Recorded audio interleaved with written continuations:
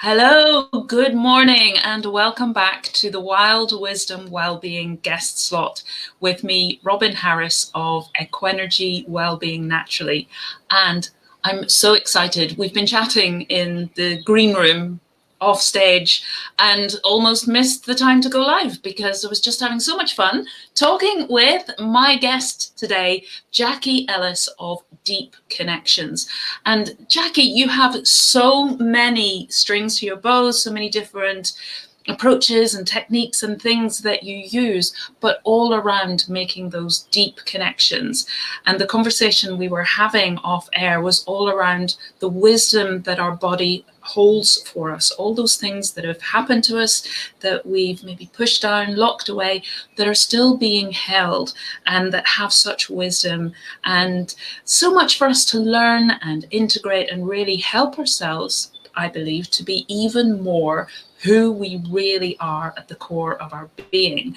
So, Jacqui, obviously your work is all about letting that come forth, letting us really connect with it and learn and grow. So I'd love if you would introduce yourself, tell us a little bit more about who you are, and also what has led you to come to this point where you do this amazing work.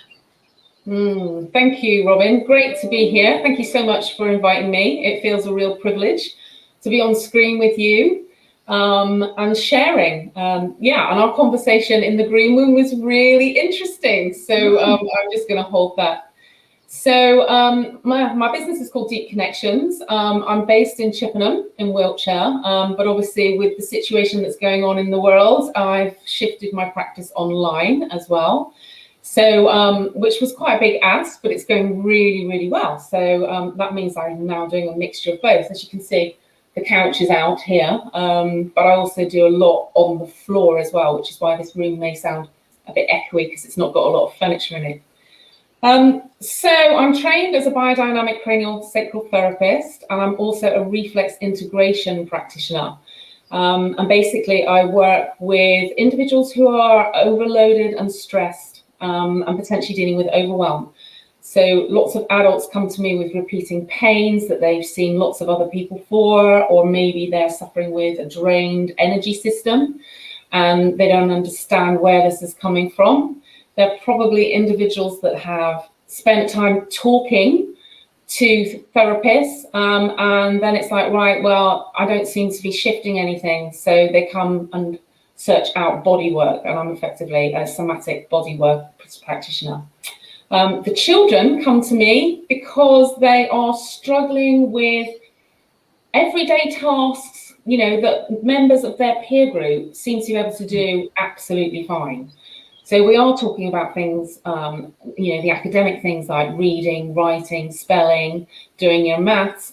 But it's also things like balance and coordination. You know, maybe they can't kick a football, which is pretty important if you're a lad and you want to join in, or ride a bike, or, you know, you can't do your ballet because you're constantly falling over. And, you know, we're mammals. We want to fit into the collective, don't we?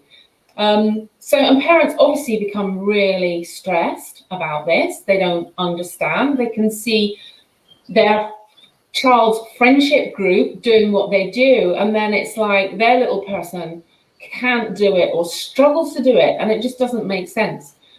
So I work with all of these guys, helping them to re-network their nervous system, basically. And one of my things is a plug. So, you know, we're all used to seeing this side. So when I'm explaining it to the children, I'm like, have you ever looked in the back of a plug? And what happens if those wires don't go into the right peg, you know? And they can use, you know, they connect with that analogy, and it's like, well, you know, my iPad won't work, or, you know, my computer doesn't work, or the kettle doesn't boil in the kitchen. That's us moms. That's how we relate to it. So it's about, you know, putting these connections back together again, you know, because they might be stunted, or they might be in a different direction, or they might not even be there.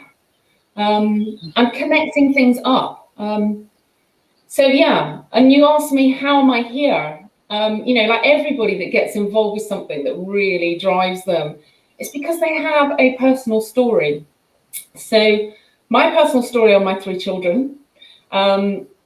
two eldest ones. I'm a mum of three early 20, late teenager guys, and our daughter was she appeared to be a bright cookie. You know, she's a bit like me. She can talk the hind legs off a donkey. Very eloquent. Did all her movement and went through her developmental milestones, no problem. And we got into school, and she seemed to be doing great. But then we get to her year 2 parents' evening, and it was just like, okay, there's a gap going on here. You know, and I sat down as a mother and a parent, and the teacher starts off saying, she's great. She really knows how to survive. She's got great life skills. So I did think, oh, this is okay. That's great. And then he went on to say, she cheats, she copies, she sits next to the brightest kid in the class because that person's got all the answers. I'm like, oh, right. So the long, tall and short of all of that is that Megan was struggling to read, struggling to process, couldn't retain sequencing or number patterns, you know, times tables. What on earth were they? We got to the end of year 3 and I got approached by the teacher in the playground to say, can you work on number bonds 1 to 20 with her over the summer holiday? And I just looked at the teacher and just went, what? She should have known that by the end of year 1. And we're 2 years down the line. And she just brushed me off and says, oh, don't worry, she's not the only one. But I think it'll be really helpful. Well, Robin, we spent, I don't know, 15 minutes for 2 weeks every day where, you know, I tried all the creative ways possible. I mean, I had rubber gloves on with numbers, putting fingers down, and we had blocks of Lego out and matchsticks up in bundles. And oh my gosh, because I was a teaching assistant at the time. And from one day to the next, she just didn't have a clue. So we ended up having the most awful fights, which obviously I felt completely awful about, because I just sat there and I said to her, I know that you're not stupid, because you talk about all this stuff. But why? I don't understand why you can't retain this. Why can't you see this? Why don't you get this? So it was a bit of a hairy summer, but that led us on to finding out about a movement program, because basically I was told by the GP that I needed to go to the British Dyslexic Association, the BDA, get our daughter assessed. At the time, I mean, she's now 22 nearly, so this is a few years ago, would have cost us £450 to get an assessment. And then I had to take that back into school and get them to, you know, put a plan around her. And what I was told by the head was, she's not far enough behind. And it's just like, well, but she is, because she's 2 years behind. How behind does she need to be? You know, and then we were starting to get all the self-esteem issues. She was understanding, and she could see that she couldn't do the stuff that the other guys could. You know, and she was saying, I'm stupid, I'm obviously thick. All these things were coming out. She started eating loads and loads of snacks. I mean, you know, I had to go through everything that I had in the house, because if it was sweet or crisps or whatever, you know, I found all these wrappers in her room. She was unhappy. So it was really affecting her emotional well-being. She wouldn't read. You know, homework was a nightmare. It was like pulling teeth. I just went back in school and I said, I'm not doing homework with her. If she'll do what she can, you know, but I'm not spending 2 hours trying to get her to learn this or do this, because this is tearing us all to pieces. So within 3 months of starting a movement program, which was working on the connections with the cerebellum, which is the fine motor skill part of our brain, she read a book. And, you know, we've been the parents that have gone, oh, maybe this book will work. Maybe this is the book that's going to flip that switch and she'll get it. And I bought her books, horsey books, you know, and they had quite a lot of print in them, but they still had the illustrations. And that she'd had them in August for her birthday. And obviously they'd gone on the shelf with all the others. And it was after Christmas. We were going back into school. And I went up to say goodnight. And she was reading. Whoa. So yeah, you nearly choked on your... like, whoa. I said, oh, you all right, Meg? And she went, yeah, and I'm reading this book. So obviously I was a bit sort of like, So I just went, okay, lights off in 15 minutes, you know, because got to go to school, it's Monday tomorrow. Yeah, no problem, I'll do that. So I went up 15 minutes later and she was still reading. I said, no, come on, because it's late now, you know, it's like 9:15. You need to get to bed. And she was 10. And she went, no, yeah, that's fine. So lights went out. I went down, did what I needed to do, pack lunches and all that sort of stuff, ready for the morning. And at 10:30, she's standing in the doorway of the lounge with this book going, I've just read that. And I did fall off the sofa. I looked at her dad and just went, so I said, really? And she went, yeah. I said, oh, okay, so you better come and sit next to me then. So I did I'm flicking through this just to get the gist of the story. And I said, do you mind if I ask you a few questions about it? And she went, no, that's fine. She said, you don't believe me, do you? I went, well, I just want to check.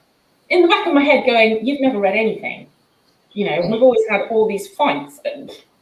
So I asked her the questions and she answered every single one of them and she'd read the book. And it was 92 pages. And she'd retained it, which, from what you were saying earlier, was a big thing for her as well. Yeah. So I was just blown away. And with that, her writing changed. You know, it wasn't so illegible. She was writing more. Her balance and coordination changed. You know, she was very involved with the dance troupe, but always got put at the back because she needed to have the people in front of her to follow because she couldn't remember the sequence of the steps. You know, everything started to come together. So it's just like, whoa. You know, so she went into senior school. You know, we still had tricky times, obviously, and that whole teenager thing happening. She passed 10 GCSEs, grade C and above. And this is the bit that makes me choke because last year she went to Cardiff University to do a degree in occupational therapy because she's very much about helping other people.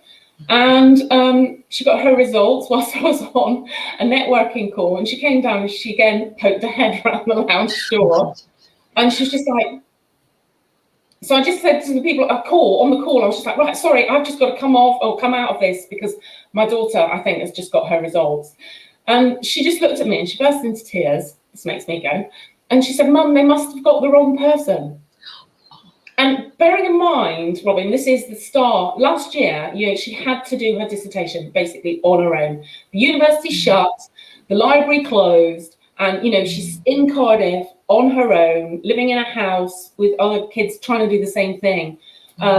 It's just phenomenal. You know, her coping strategies had expanded. She was a lot more resilient to doing things.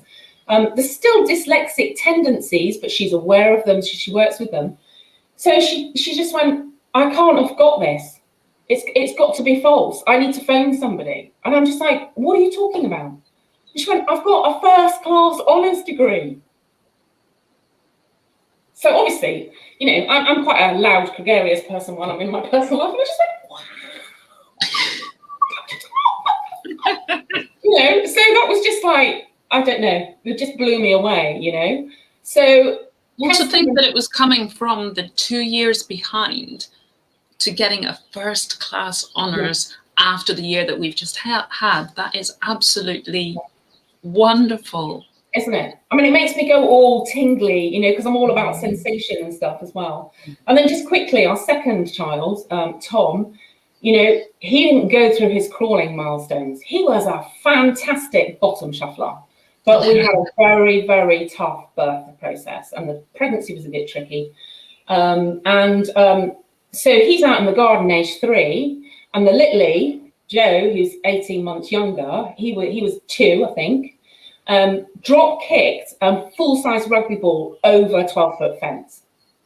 And Tom just stood there, and Tom's very logical, you know. He just looked at me and he just went, how can you do that? I'm 3, I'm older than him, and I can't do that. And he's younger than me, and he's just done that.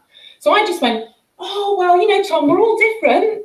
You know, we all have different things that we're really good at. Joe's obviously great, you know, at connecting hands and feet, you know, but you're great at remembering things. You're great at building Lego, you know, just sort of glided over it. But, you know, Tom really struggled with his balance and coordination, really struggled with he couldn't play any sport. He wouldn't ride a bike because he was so uncoordinated and unbalanced. And this caused real issues, you know, in the playground. I was the parent that would walk in to the school gate and go, breathe. Okay, where's he going to be standing today? Is he just going to come and run to me, or is he going to be stood by that teacher? And 9 times out of 10, he was stood by the teacher. Now, when you're a parent, you know what that means. That means something probably has gone on in the school day, and you've got to go and find out what that was, because they need to talk to you. Now, sometimes, on a rare occasion, it was because there was some really good news. But generally, the teacher would walk out with him to you.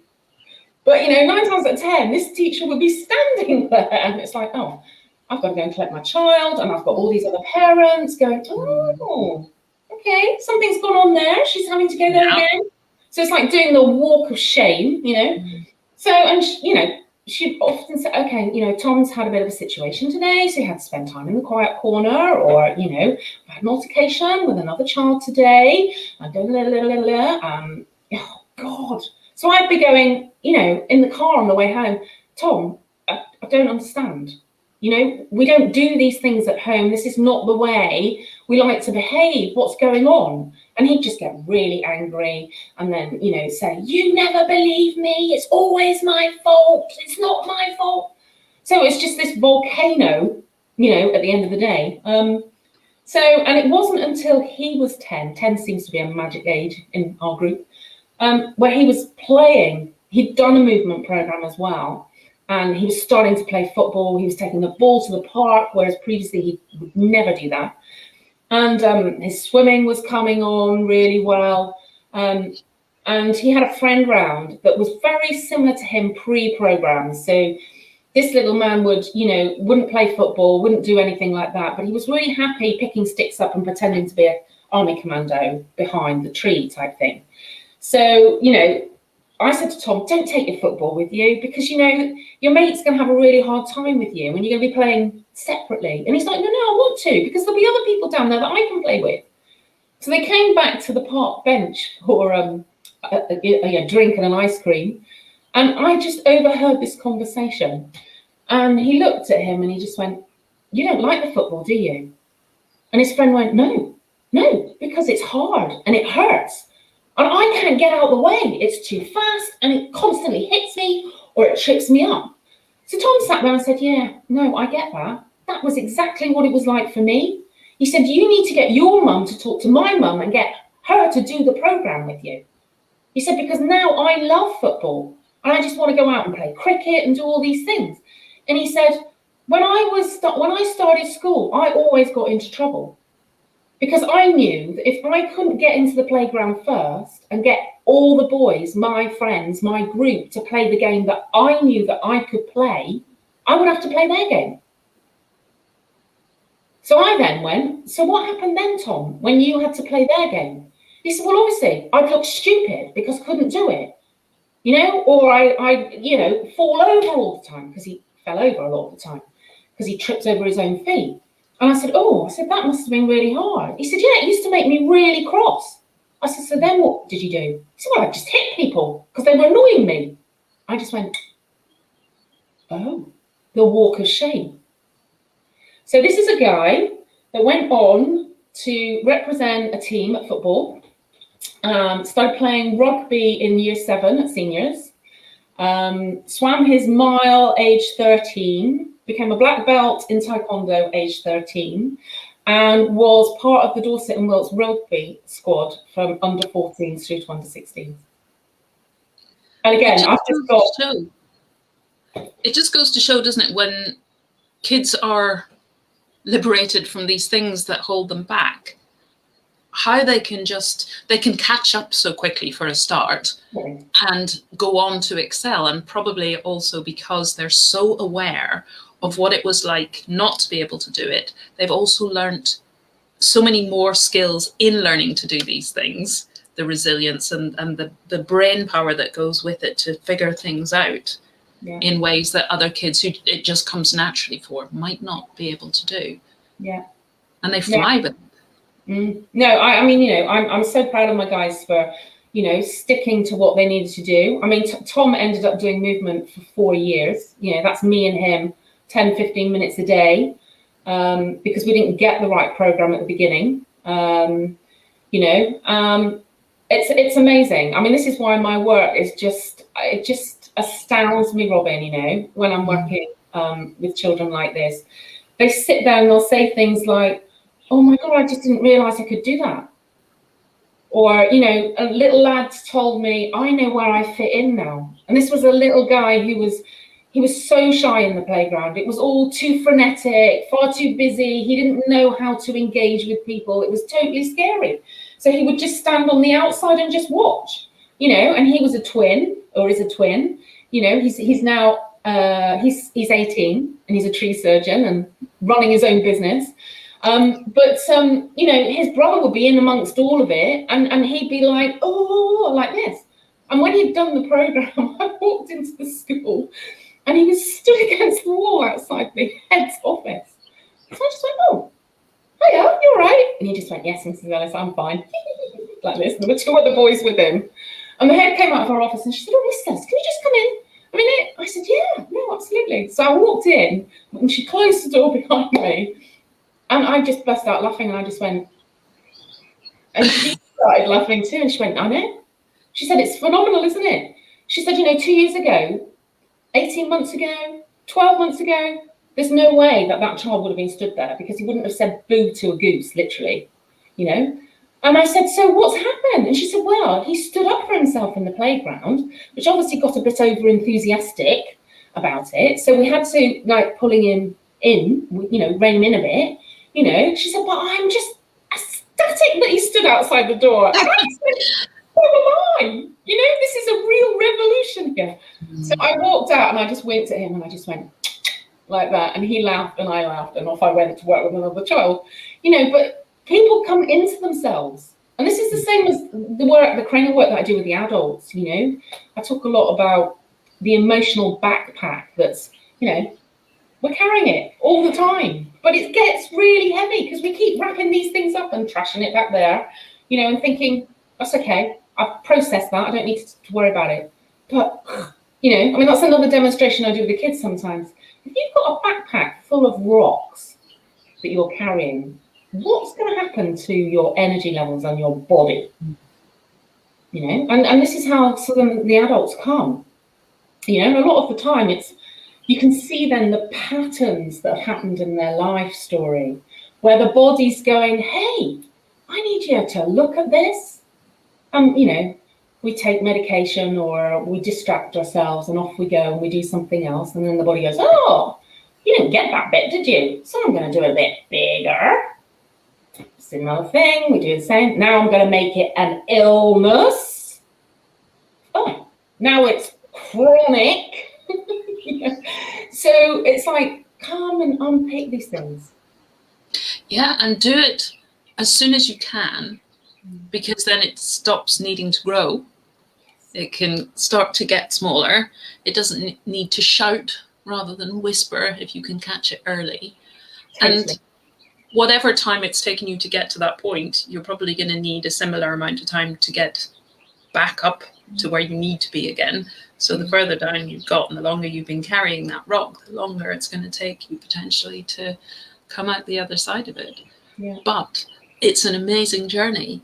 This is what I love to share with people, that although it may have taken you a time to get to where you are and it's going to take you a time to get out, every step along the way is going to feel better, is going to be new visions of what, like you were saying about your son and your daughter, suddenly they realize, I can read.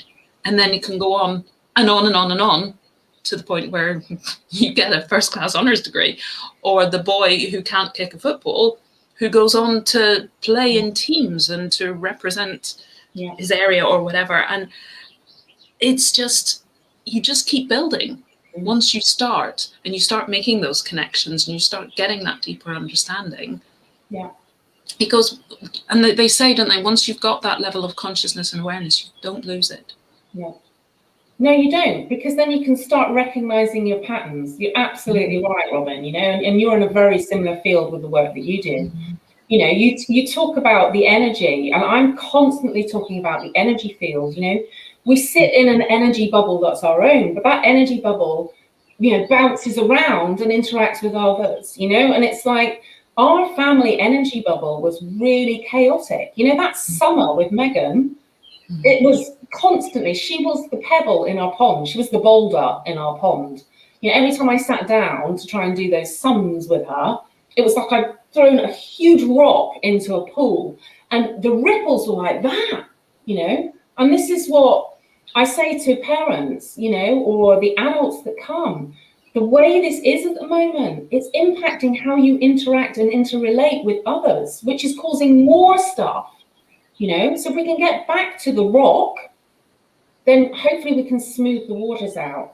And it's like you're saying, it's all about having a much better understanding of the essence of us, so that, you know, we can get back into our natural flow, who we're supposed to be, and then shine our brilliance. You know, I talk so much about achieving your potential. We all have potential, but we have these false stoppers on it, you know. So let's just go in and have a look at some of those and you know, slide them out, take them away.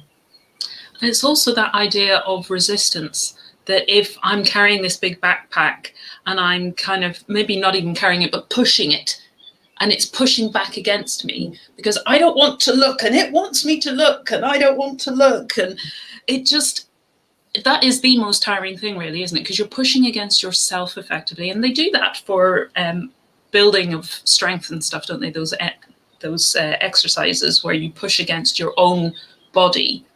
And that helps to build muscle and build strength and all of these things. But if we're doing that internally, emotionally, what is that doing to our sense of self, our sense of our capabilities, like you were saying about your kids? And it's just the same for us as adults, really, that we stop believing in ourselves. We start thinking I'm stupid. We start thinking I'm no good. We start thinking I can't. And we just keep telling ourselves that. And it expands out from the maybe one thing that we were struggling with to, well, I can't do that. And then, oh, suddenly I can't do that either. And I can't do that. And I can't do that because my sense of self has decreased. My sense of my resilience and my coping strategies and my abilities and my worth, they've all started to crumble. And obviously, these are all innate values that we have about ourselves, you know, and this is why I work a lot with the pre and perinatal phases of our lives. You know, in the cranial work, I go sometimes right back to conception, and it's about how that soul came in and the environment, the field energy that they came into, you know. And these, you know, this time, so from conception through to our first 9 months postnatally, sets up imprints for us. And obviously we can't talk then. We can't shout about them. We can get upset, we can cry, and, you know, we can demonstrate it from a movement or a vocal screeching point of view, but we can't actually verbalize it and communicate it so that you and I can understand it. And these things get bedded in, and then, you know, we can find our lives being run by these tracks, these records that we've set up for ourselves, you know. So one of the things that I notice is very much birthing patterns. You know, so for an example, in our daughter, she was induced. I was preeclamptic, so it's like, you know, this is about safety for both of us. You know, you're not ready. You're slightly overdue, but we're going to assist you and get you moving. Well, she wasn't ready, so she pushes back. So every time she has a deadline, she does this. And distracts herself, gets out of that bubble, you know, pushes it back. I'm not doing it, I'm not doing it, I'm not doing it. And then we get to the point where it's like, God, no, I've got to. And now I don't know how to do it. And I can't do it. And that's, you know, the contractions coming in. You've got to move forward. You're being pushed. It's all this pressure. Totally. You know, and she can feel it now in her body. She can start to recognize that it's in her head and whatever. So, you know, and it's like, okay, Meg, where are you? Oh, okay, yeah, this is my pattern. And when we can start to understand that, we can go, okay, that was me as a little one. So I can help my little one. I can talk to my little one. But I'm an adult now, so I can make a different decision. I can be empowered to pull the tools in that I need, the support that I need to do it my way. And that's how we can repattern something like that to move forward in a different way. And that's really profound. Oh, it's so profound. And that's what I love, that when we realize, yes, it's my responsibility. I'm an adult now. I make the choices. I make the decisions. In a sense, sometimes it can be a little bit overwhelming if I've never done it before and I just don't feel I have the toolkit or the resources or whatever. But then it's also, oh, but I get to do it my way. I get to discover, maybe if these are the first times that I'm doing this, I get to discover what is my way. And I get to play with that. That's okay. I'm allowed. I have permission to try and maybe not get it spot on first time, but that's okay. And then when I realize I get to try, it's okay if I don't get it right first time. I can make it fun. I can do it the way that works for me, like your son wanting to get out to the playground so that it's my game that we play because it works for me. Yeah. But the more I do it, then the more games I have in my toolkit that I can, I'll play this one today, or this one feels right for this situation or whatever. And suddenly I love the idea of life just being an adventure. And I have 4 pillars, which is the wild of the Wild Wisdom guest slot. And the D is dance, learning how to dance with life. That it is just, I'm going to play with this. I'm going to explore it. I'm going to be curious and open and non-judgmental and just bring joy into my whole experience.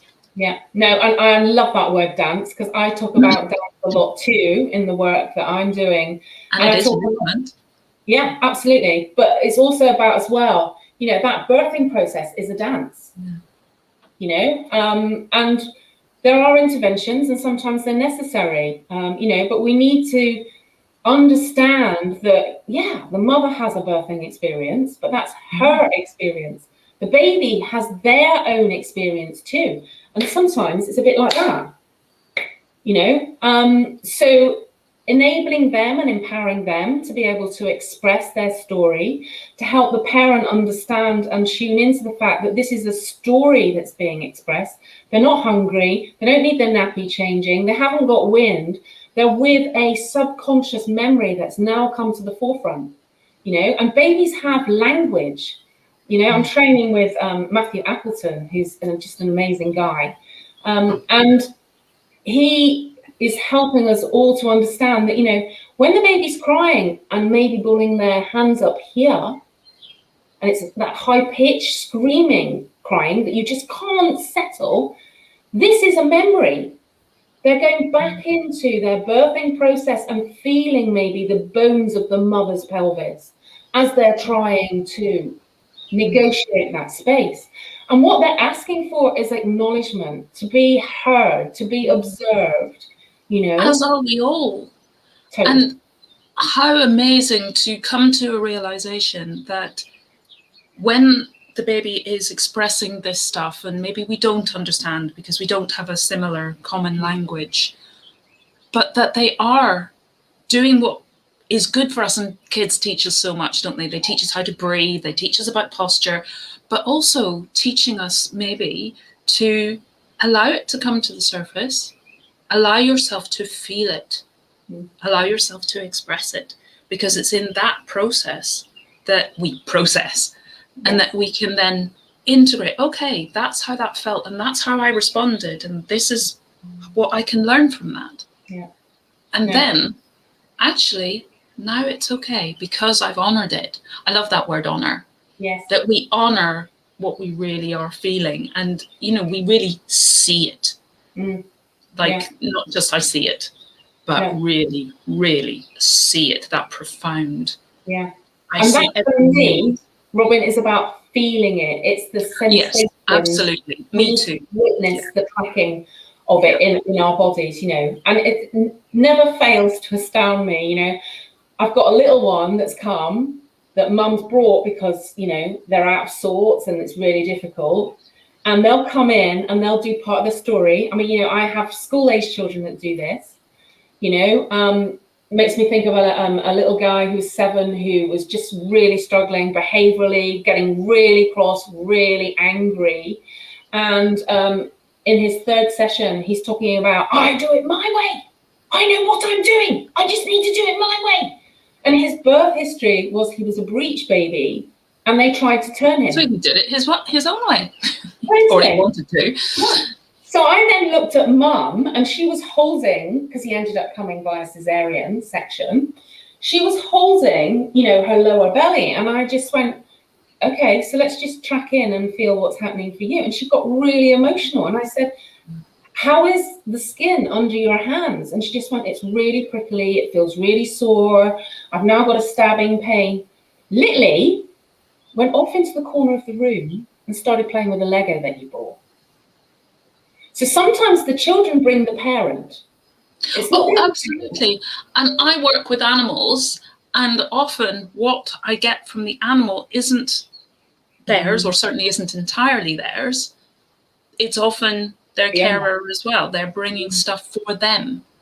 And we in ourselves, you were talking earlier about how the story is for the child as well, that birth story, and it can go right back to the birth, the pre-birth, right back to conception. But I think it even goes back further than that, because we have our mother's story, we have our grandmother's story, because cells from us were in our grandmother. And even beyond that, because our DNA holds memory. So we have all of these stories that are being passed down to us through nature, through nurture, and all of these are potentially coming up for us to explore. So it's for me about being non-judgmental, very, very compassionate, very gentle with ourselves. It's just, this is a story. And it's not my fault, and it's not wrong that I have this story, and I don't need to feel guilty that I've carried this story. In fact, I need to go, isn't my body absolutely amazing? It's carried this for me all of this time. Yeah. No, and our shadows are always our learning spaces, aren't they, Robin? You know, the stuff that we find tricky, the stuff that we find difficult, you know, that story is our learning curve. And if we can have the courage, you know, find the right support, the right space to be able to just look in, peek around that door and just see, phenomenal things can happen when you let the light in on these things. And I totally hear you when you're saying it's not just from a conception point of view, you know. The ancestral line is quite phenomenal, you know, and some of the adult clients that I work with, you know, we can then start tracking it back. Oh, okay, this is the narrative. Whoa, it's come down from great Aunt Betty. Okay, right, is this yours? No, you're carrying the pack for the tribe. So how are we going to deal with that? What do you want to do with it? You know, but again, once the light is being shown, you know, it's like the sunlight can blind you sometimes, makes it disappear. We've seen it, we've acknowledged it, you know. A lot of this time, actually, sorry, you know, what's going on right now, and the fact that as a collective, you know, a population, the earth, we're all evolving. I keep saying to people, we're in a birth canal right now. So the way we were living, it's never going to be the same. We're not going to get that back because the details have changed. But lots of us don't understand how this is going to be, you know, and we're trying to emerge. And this is stressful for a lot of people. So what I would invite them to do is to find out about their birthing process. Because we're having another one. Yeah, because if they're feeling really stuck right now, was that how it was? You know, is it difficult to be visible? Is it difficult to transition into something new? You know, both my boy and my girl find it difficult to transition into new situations. Of course they do, because they got stuck in that point. So that's what's coming forward every time, you know. So it's just really interesting. You know, we have a real opportunity to move forward in a different way. And it's difficult for a lot of people. Absolutely. Got so much anxiety and stress out there at the moment, you know. And so for people who are feeling that as well, it's about, it's not all mine. A lot of this anxiety is the collective anxiety. It's in the field. So partly, even just acknowledging that, even just knowing that, it's like a lot of these things, like you're saying, the sunlight comes in and it reveals things, and we can suddenly see things from a whole new perspective. And that in itself can just be so healing. So, oh, this anxiety isn't all mine. Oh, I can let some of that go. It may still impact on me, but I don't need to worry about it in the same way. Because often when we're worried, we worry about the fact that we're worried. Yes. You know, we compound it. Yeah. So I can just, okay, so it's okay that I'm feeling this anxiety. It's quite normal. A lot of other people are feeling it too, but it's not all mine. And that can be quite freeing and liberating in its own way. Well, and one of the biggest words that I use is curious. Yeah, Have some curiosity. You know, just be curious about what's going on, because then you'll start to get some answers coming through and realizations and go, oh, right, okay, you know. And a lot of the time is the other word is pause. Yes, and breathe. Pause. Just press that pause button. You know, and I work with all my clients on how they can develop a resourcing technique. That's one of the things that they take away, to resource themselves. You know, and it's like, you know, just pause and step out, step back a bit. You know, from the drama triangle with our children. You know, they hook us in all the time, don't they? Just go to the resourcing space that we've worked with. That presses the pause button. It might only be for 10 seconds, but you're going to come back in with a different aspect, a different look, a different, oh, okay, now I'm seeing this. That's interesting. You know, and then we can it's that, that's interesting. I wonder why, rather than, oh, what's going on, what's wrong? Yeah. But just that, oh. No, I say to parents all the time, it's not our job to fix our kids. No, it's not our jobs to fix anything other than just to address our own stuff. Yeah, no. And I was a big fixer parent. God, you know, and effectively you could sit here and say that's what you were doing when you were getting them through all these movements, Jack. You were fixing them, and that's made you feel better.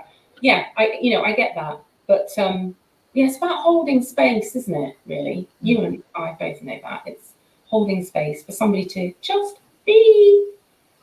And like that kid who came breach, I need to do it my way anyway. And that the story of the caterpillar who's gone into the chrysalis and is emerging as the butterfly, if you open that chrysalis to help the caterpillar to fix their struggle, the struggle is what we need. And the whole birthing, going back to that as well, we need it. Obviously, there are other ways of being birthed, but going through the birth canal helps to squeeze out a lot of the fluid that we don't want to be there when we're out breathing air all of a sudden. And kids who are born by cesarean section need support because that might have not have happened for them. Every birth has its own story and its own issues.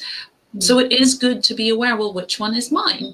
And then how does that impact on how I see things now and how I respond to things, how I react to things now? Yeah, no, totally. And, you know, and this is where the work with the reflexes and the movement work, you know, has a place. Because it's a bit of a chicken and egg scenario. You know, we develop reflexes in utero to enable us to be birthed and survive our first months of life. If they're not networked, then that makes birth tricky. So then we get the interventions coming in, you know, and movement's really important for reconnecting and establishing these neural connections. If you haven't got them, like, you know, my son didn't crawl, and that's because he had a retained reflex profile. You know, you can go back in. That's the great thing about that work. You can go back in and re-network that and put those connections back in, you know, so that then you're wired up to go forward in a different way. So that's really, really important. And I think one of the other key things about birthing is that, you know, we need to talk to the little one. They're there. They might be under this layer of skin, but you know, their essence is in the space, you know, they're very sentient, they're picking up on all the sensations, they're in the marinade of the mother and the father. You know, if we're going to do something, because actually it needs to happen for everybody's safety, please have a conversation with your baby. You know, if you're in that birthing space and all of a sudden it's like, right, we need to, I don't know, use a ventouse or forceps or whatever, to have a conversation with your little one and say, right, Lily, you know, you're struggling at the moment and I'm struggling to support you. So we're going to get some help in and you're going to feel something come round your head. But it's for you. It's to help you because I want to meet you. If we could just stop and have that conversation, I'm sure, you know, there'll be an element. It only takes 2 seconds. And it's just an energetic thing as well. It's just sending that vibration of I'm loving you. This is what this is coming from. This is coming from support, from love, from care, from excitement that I'm going to meet you. And it's the same, going back to my work with animals, that if you're taking your animal to the vet, you can talk to the animal. And it might not always have the desired response because they're an individual too, but at least it helps. And they say for operations as well, if you're not able to hear because you're under an anesthetic, but if the doctor and the nurses are talking in positive ways and saying, oh, this is wonderful, this operation has been so successful, and I really trust this person is going to recover very quickly and smoothly, we're picking up on that, even if we are not consciously hearing it. So it's the same with baby.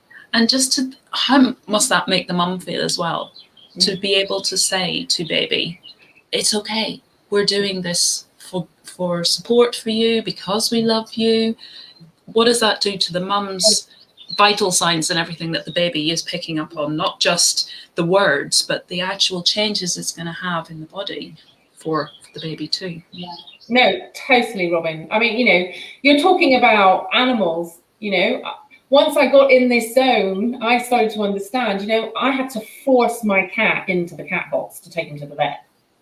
So now I go, right, Rox, you need to go and have your annual check just to check that everything's okay. We're going to go and see that lady. You're going to get out on the table. He gets in. He goes in the cat box. So it's at your, what can you say? It's right. Animals, like kids, they pick up, like anybody really, but the kids and the animals are much more sensitive to these things. They don't have all the stuff that we put around it as adults, but they pick up on, you're anxious, you're nervous, which might just be, I'm in a rush, I need to get to the vet, we're supposed to have been there 10 minutes ago. And the cat's going, whoa, I don't like that energy, I'm clearing off. I'm not going in that box, because in that box, I'm already going to feel like trapped and what's going on. And if you're anxious, then it's got to be bad news. And kids are going to do the same, aren't they? What's up with mum? What's up with dad? I don't like that. But if they don't have the emotional understanding yet, or they don't have the vocabulary, they're going to express that in another way. They're not going to say, Mum, I don't like your energy. I don't want to go with you right now. Will you sort yourself out? Yeah, no, totally right. And, I've had lots of parents recently come to me about really concerned about their teenagers, their anxiety, with what they've had to cope with. And I just say, okay, can we talk about you? And I always say, let's start working with you, because there's normally an anxiety thing that's in the parent that can be traced back as well once we start to unravel some of that. And then that changes the field, because the parent is more grounded, more empowered. And sometimes I don't need to work with the child. No, I can completely agree with that, completely understand why that would be. Because the parent, for a start, they're understanding what the energy is doing, the impact that it's having on their kid, and they know what's coming up for them, what that's representing. So they'll have a greater understanding and empathy for how the child is feeling, or the teenager is feeling, the young person. So quite often, I've had people come to me because of relationship issues, and they've said, can you refer me or recommend counselling for couples, because I really need to deal with this issue. My partner doesn't really want to go, but I'm still going to be on the lookout. So I've said, well, we can just explore stuff for you. And then they've realised, oh, my relationship has changed anyway, because I've changed. And as soon as we change what we look at changes. And as soon as our thoughts and beliefs change, the whole chemistry, the whole vibration changes, to misquote or kind of misrun words around for Bruce Lipton and Wayne Dyer. But it's so true that what we bring, the energy we bring to a situation, has such an effect on how that situation then plays out. So if we can change what we bring to that, it will change anyway. Yeah, no, absolutely. Which is why it's all about, but it's quantum physics, isn't it, at the end of the day? Because we're all energy and we all have a vibration, and we can decide which vibration we're sitting on. And that's the wonderful power that we have. And I know that often that can seem overwhelming, it can seem scary if you've never practiced that before. So it's little baby steps. But once you start to do it and you start to feel that, the liberation, the freedom, the expansiveness of doing things that way, it becomes another game. You can just, I can play at this, and it doesn't need to be scary. It doesn't need to be overwhelming. I can do just as much as I feel. And that might change from day to day. So one day you might think, I'm really going to go for it. And another day you might think, no, I'm just going to pause. I'm just going to breathe today. I think that's about all I want to be doing today. Because we have that choice. We do. I love the concept of we have choice. Yeah, we do. So Jacqui, if people want to connect with you, if they want to find you, if they want to work with you, where's the best place, and what would you recommend? I have a website, www.deepconnections, all one word, lowercase.co.uk. There's my email address, info@deepconnections.co.uk. Send me a message, I'll always come back to you. My telephone number is obviously on my website too. I have, an initial chat, so we'll just talk about your situation and understand what it is that you are concerned about and what it is you're trying to understand, and then basically talk about my recommendations of a plan that we can put in place, to support and to help.